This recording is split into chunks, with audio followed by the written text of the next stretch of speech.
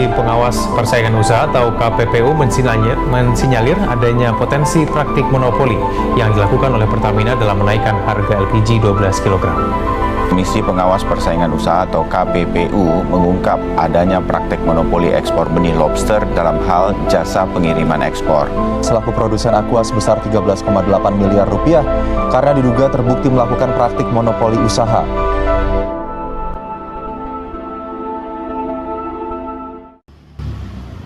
Guys, kalian ingat nggak sih kita masih ada tugas kelompok mikroekonomi? Yang mana? Yang project video itu loh. Kita diminta pilih satu pasar, terus kita analisis pasar yang kita pilih. Oh, yang analisis pasar gitu ya? Nah, kelompok kita mau ambil pasar apa? Pasar monopoli aja nggak sih? Kayak menarik. Kalau pasar monopoli, contohnya apa? Ngambil kereta api aja nggak sih? Soalnya kan satu perusahaan. Boleh sih. Oke, berarti fix ya. Kita ambil PT Kereta Api Indonesia. Tapi videonya mau kayak gimana? Mau gimana? Gini nih.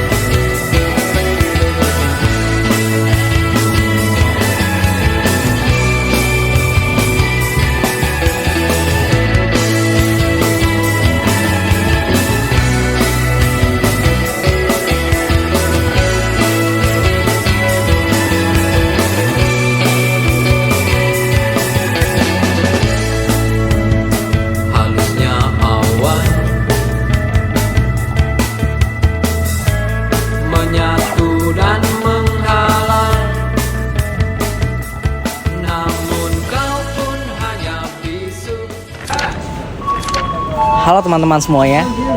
Sekarang kita sedang berada di salah satu stasiun kereta api di Indonesia, yaitu Stasiun Sudirman. Dalam video kali ini kita diminta untuk menganalisis salah satu struktur pasar pada tugas dari mata kuliah Ekonomi Mikro. Kelompok kita memilih untuk menganalisis pasar monopoli dengan studi kasus PT Kereta Api Indonesia. Seperti yang teman-teman bisa lihat ya, di sini kita bisa melihat bagaimana pasar itu bekerja secara nyata. Ada permintaan dari konsumen sebagai pemakai jasa layanan kereta api, dan juga ada penawaran dari PT KAI sebagai penyedia jasa layanan kereta api. Nah, kita kan dari tadi udah ngomongin pasar ya. Sebenarnya apa sih yang dimaksud dengan pasar?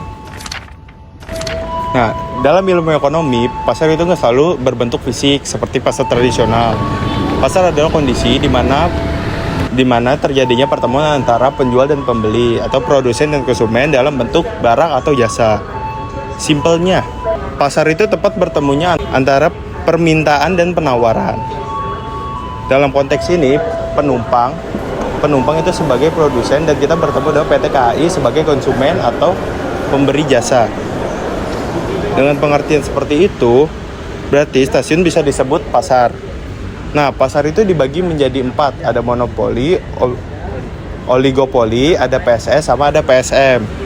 Karena kita memilih monopoli, jadi apa sih yang dimaksud dengan pasar monopoli? Pasar monopoli merupakan suatu perusahaan yang hanya terdapat satu penjual saja, baik itu menjual barang ataupun jasa. Pada pasar ini, konsumen tidak memiliki banyak pilihan karena hanya ada satu penjual saja yang menyediakan.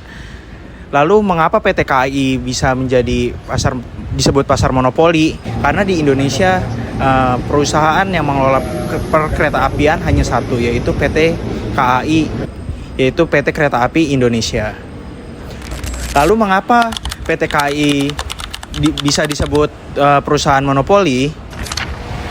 Nah, apa sih alasan PT KAI itu termasuk pasar monopoli? PT KAI termasuk pasar monopoli karena hanya ada satu perusahaan yang menyelenggarakan layanan kereta api secara nasional. Terus infrastruktur rel kereta api dimiliki oleh negara dan dikelola oleh PT KAI itu sendiri. Nah, terus selain itu hambatan masuk ke pasar ini itu sangat besar. Itu mulai dari modal, teknologi, dan infrastruktur. Terus regulasi pemerintah yang menyulitkan datangnya pesaing baru dalam pasar ini. Kalau begitu, apa sih ciri-ciri pasar monopoli apa aja yang bisa kita lihat langsung? Jadi yang paling jelas yaitu satu penjual dengan banyaknya pembeli. Semua penumpang yang mau naik kereta api pasti beli tiketnya lewat PT KAI. Terus barang penggantinya juga nggak ada yang benar-benar sama. PT KAI juga berperan sebagai penentu harga karena tidak ada pesaing dalam industri kereta api. Tapi harganya tetap diawasi oleh pemerintah. Kalau dari sisi kita sebagai konsumen, pasar monopoli ini punya kelebihan nggak sih? Nah, untuk kelebihannya dari PT KAI itu, kalau dilihat dari stasiun ini, kelebihannya itu ada dari pengelolaan yang terpusat, kayak seperti jadwal, tiket, peret, sampai keamanan semuanya diatur oleh satu sistem.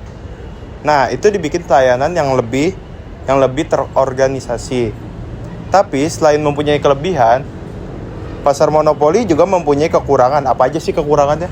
Nah, untuk kekurangannya itu pilihan konsumen itu terbatas. Selanjutnya, kalau kereta telat, kereta penuh, atau jadwal dibatalkan, penumpang tidak memiliki alternatif lain. Selanjutnya, selain itu, tanpa pesaing langsung, tekanan buat terus berinovasi bisa jadi lebih kecil. Yang terakhir, jadi dari semua kita bahas, kesimpulannya gimana? Oke, jadi teman-teman, atas apa yang kami jelaskan pada video kali ini, dapat disimpulkan bahwa PT KAI adalah salah satu contoh pasar monopoli pada sektor jasa layanan transportasi kereta api. Meskipun memiliki kelebihan dan kekurangan, pasar monopoli itu tetap dibutuhkan. Tujuannya adalah untuk menjamin efisiensi, keselamatan, dan juga pemerataan bagi seluruh kalangan masyarakat. Terima kasih.